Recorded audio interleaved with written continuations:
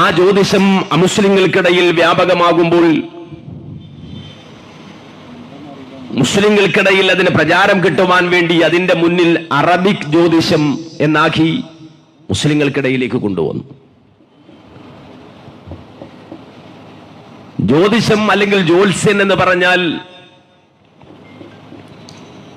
അപമാനമായി കാണുന്ന ആളുകൾ പോലും അറബിക് ജ്യോതിഷം എന്ന് പറഞ്ഞാൽ അത് തരക്കേടില്ല, അത് നമ്മുടേതാണ്, അറബിയല്ലേ എന്ന് പറഞ്ഞതിന്റെ പിന്നാലെ പോകുന്ന സാഹചര്യം. ഇപ്പൊ അറബിക് ജ്യോതിഷവും കഴിഞ്ഞു, സലഫി ജ്യോതിഷം. അതെന്തിനാണ്? ഇത്തരം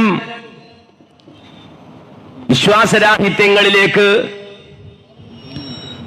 ഒരിക്കലും നടന്നു പോകാത്തവരാണ് സലഫികൾ എന്നുള്ളത് കൊണ്ട് അവരെ സ്വാധീനിക്കുവാൻ കഴിയുന്ന തരത്തിൽ സലഫി ജ്യോതിഷമാണ് ഇത്, പഴയ മുസ്ലിയാർ ജ്യോതിഷമല്ല എന്ന് വാദിച്ചുകൊണ്ട് ചില ആളുകൾ രംഗത്ത് വരുന്നു.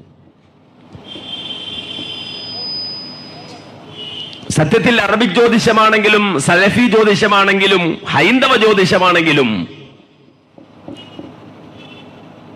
ശാസ്ത്രവിരുദ്ധമാണ്, ഇസ്ലാമിക പ്രമാണങ്ങൾക്ക് വിരുദ്ധമാണ് എന്ന കാര്യത്തിൽ ഒരു തർക്കവും ഇല്ല. ഇത് മനസ്സിലാക്കാതെ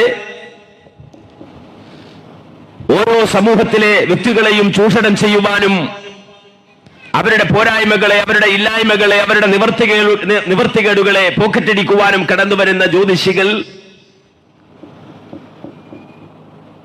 ഈ സമൂഹത്തിന്റെ അടക്കം മുസ്ലിം ഉമ്മത്തിന്റേതടക്കമുള്ള സമ്പത്തും അവരുടെ ജീവനും കൊള്ളയടിച്ചു കൊണ്ടുപോകുന്ന വളരെയധികം വേദനാജനകമായ കാഴ്ചകളാണ് നമ്മുടെ നാട്ടിൽ കണ്ടുകൊണ്ടിരിക്കുന്നത്. ഒരു സ്ത്രീയുടെ മാനത്തിന് വിലയിടുകയും വില പറയുകയും ചെയ്ത ജ്യോത്സ്യൻ ഈ നാട്ടിനടുത്താണ് പ്രവർത്തിക്കുന്നത്. സ്വന്തം ഭർത്താവ് പോലും നിന്റെ മാനം ജ്യോത്സ്യന് മുന്നിൽ അല്ലെങ്കിൽ ഈ തങ്ങൾക്ക് മുന്നിൽ അടിയറവ് വെക്കണം, സിദ്ധന് മുന്നിൽ അടിയറവ് വെക്കണം, ഉപ്പാക്ക് മുന്നിൽ അടിയറവ് വെക്കണം, വാപ്പിച്ചിക്ക് മുന്നിൽ അടിയറവ് വെക്കണം. വാപ്പിച്ചി ഇതൊക്കെ പറഞ്ഞാല് അസ്ലിയല്ല, നേരെമറിച്ച് ഈ കുഞ്ഞിയൊക്കെ സ്വീകരിക്കുന്നത് പോലെ സ്വീകരിക്കുന്നതാണ്. അദ്ദേഹത്തിന് അടിയറ വെക്കണമെന്ന് സ്വന്തം ഭാര്യയോട് പോലും പറയുന്ന ഭർത്താക്കന്മാർ ജീവിച്ചിരിക്കുന്ന ഒരു കാലഘട്ടത്തിലാണ് നമ്മൾ ജീവിക്കുന്നത്.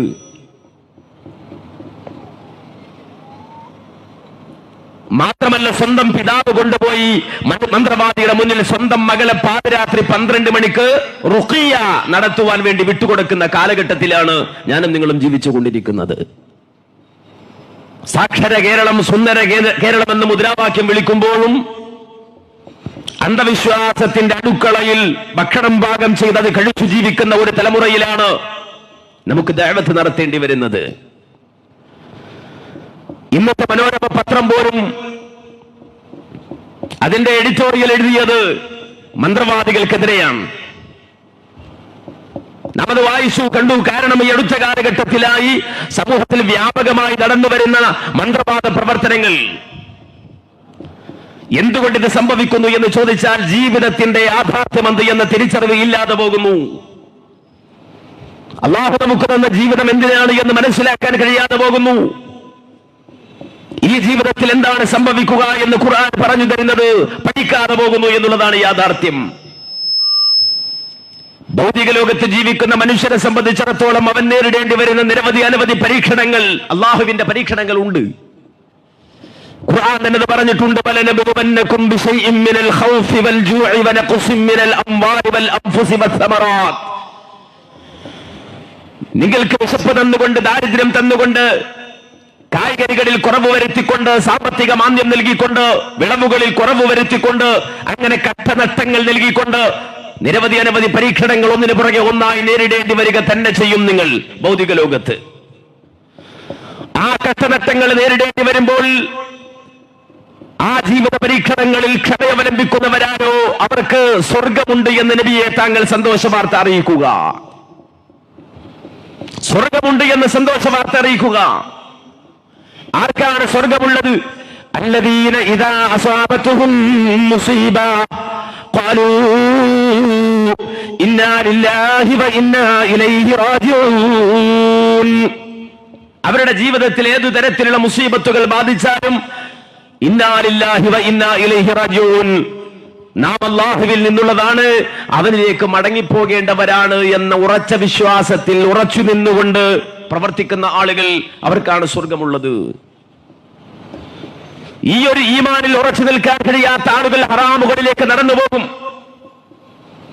ഈ ഒരു ഈമാനിൽ ഉറച്ചു നിൽക്കാൻ കഴിയാത്തവരെ സംബന്ധിച്ചിടത്തോളം സിദ്ധാലയങ്ങളിലേക്ക്, ജ്യോത്സ്യന്മാരുടെ ആലയങ്ങളിലേക്ക്, അതുപോലെ തന്നെ മന്ത്രവാദികളുടെ അരമനകളിലേക്ക് അവൻ നടന്നു പോകുമെന്ന കാര്യത്തിൽ തർക്കമില്ല.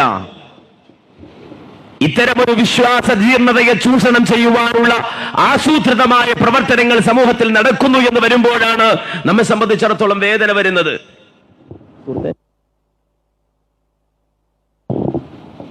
ഈ അടുത്ത കാലഘട്ടത്തിൽ അത്തരം ചൂഷണ ചിന്തകളുമായി കടന്നു വന്ന ആളുകൾ, അവരാണ് സമൂഹത്തിൽ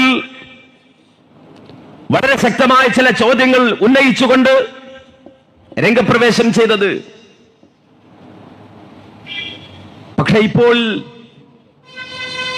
കരുളായി എന്ന് പറയുന്ന പ്രദേശത്ത് ദാരുണമായ ഒരു പ്രശ്നം നിങ്ങൾ നേരത്തെ കേട്ടതാണ്. ഒരു മരണം സംഭവിച്ചു. ഫിറോസ് എന്ന് പറയുന്ന ഒരു ചെറുപ്പക്കാരൻ, ആരോഗ്യ ദൃഢഗാത്രനായ ഒരു ചെറുപ്പക്കാരൻ സിറോസിസ് ബാധിച്ച രോഗാതുരനായി അതിന്റെ മൂർധന്യാവസ്ഥയിൽ എത്തിക്കഴിഞ്ഞപ്പോ മഞ്ചേരിയിലെ ഒരു മന്ത്രവാദി,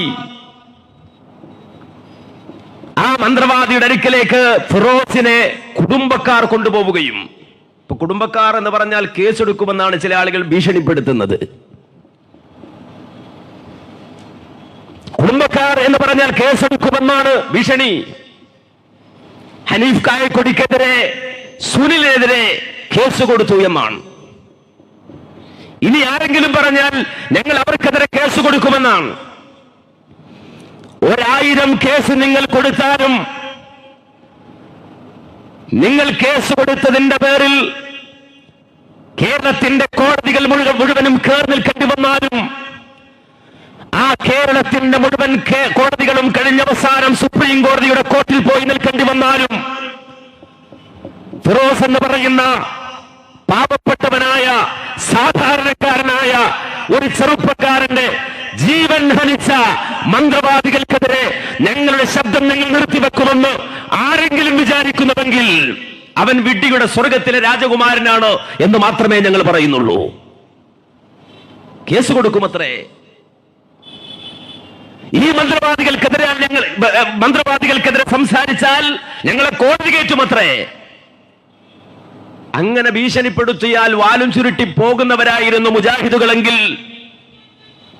നിങ്ങൾക്കറിയുമോ കേരളത്തിന്റെ മണ്ണിൽ മുത്തന്നൂർ എന്ന് പറയുന്ന പ്രദേശത്ത് നടന്ന ഒരു ജനാസയുമായി ബന്ധപ്പെട്ട കേസ് പറയുവാൻ വേണ്ടി മാസങ്ങളോളം കോടതി വരാന്തകളിൽ പോയി വക്കീലുമാരോടൊപ്പം നിന്നുകൊണ്ട്, ജഡ്ജിമാരോട് സംവദിച്ചുകൊണ്ട് ഈ നാട്ടിൽ മുസ്ലിമായി പിറന്നവർ മുഴുവനും ഖബർസ്ഥാൻ അനുവദിക്കണമെന്ന നമ്മുടെ നാട്ടിലെ മഹല്ല് വ്യവസ്ഥകളുടെ തിട്ടൂരത്തിനെതിരെ സംസാരിച്ച് ഈ കേരളത്തിന്റെ മണ്ണിൽ മുസ്ലിമായി ജനിച്ച മുഴുവൻ മനുഷ്യരും പൊതു ഖബർസ്ഥാൻ അനുവദിച്ചു കൊടുക്കണമെന്ന കോടതി വിധി സമ്പാദിച്ച പാരമ്പര്യമുള്ളവരാണ് ഇവിടുത്തെ മുജാഹിദുകൾ. കോടതി കാണാത്തവരൊന്നുമല്ല. നിങ്ങൾ കോടതി പറഞ്ഞ് പേടിപ്പിക്കണ്ട. കോടതിയിൽ പോയി ഞങ്ങൾക്ക് പറയാൻ ചിലതുണ്ട്. നിങ്ങൾ കേസ് കൊടുത്തു നോക്ക്, വിവരം വീട്ടിലറിയും. ആ ജാതി ഭീഷണിയൊന്നും വേണ്ട. എന്നിട്ട് ചില ആളുകൾ എതിർത്ത് പോസ്റ്റ് ചെയ്യുകയാണ്, കോക്കസുകാർ കോടതിയിൽ പോകാൻ പോകുന്നു. കോക്കസുകാരൊക്കെ ഇനി അറസ്റ്റിലാകും. കോക്കസ് എന്ന് പറഞ്ഞാൽ KNMകാര് അറസ്റ്റിലാകാൻ പോവാണ്. കരന്താ ഫിറോസിന്റെ മരണത്തിൽ മന്ത്രവാദികളുടെ ഇടപെടലിനെതിരെ സംസാരിച്ചു എന്നതിന്റെ പേരിൽ കരൾ രോഗം മൂർധന്യാവസ്ഥയിലായ ഒരു ചെറുപ്പക്കാരനെ കൊണ്ടുപോയിട്ട് മഞ്ചേരിയിലെ ഈ കൂടോത്ര കേന്ദ്രത്തിൽ ഈ ജ്യോത്സ്യന്മാരുടെ മുന്നിൽ, ഈ മന്ത്രവാദികളുടെ മുന്നിൽ കൊണ്ടുപോയി കിടത്തിയിട്ട് 1 മാസത്തോളം മരുന്ന് പോലും നിഷേധിച്ച്, കുഫറിന്റെ നാടാണ് ഇന്ത്യ രാജ്യം, അതുകൊണ്ട് ഈ രാജ്യത്തിലെ മരുന്ന് നമുക്ക് വേണ്ട എന്ന വ്യാജ സലഫിസം, കള്ള സലഫിസം, അത് സലഫിസല്ല, സലഫിസത്തെ പൊളിക്കുവാൻ ചാരം വാങ്ങി കടന്നു വന്ന വ്യാജന്മാരാണവർ. കാരണം ഇന്ത്യ രാജ്യത്തെ സലഫികൾ എന്ന് പറഞ്ഞാൽ ഇന്ത്യയുടെ സ്വാതന്ത്ര്യത്തിന് വേണ്ടി പണിയെടുത്തവരാണ്.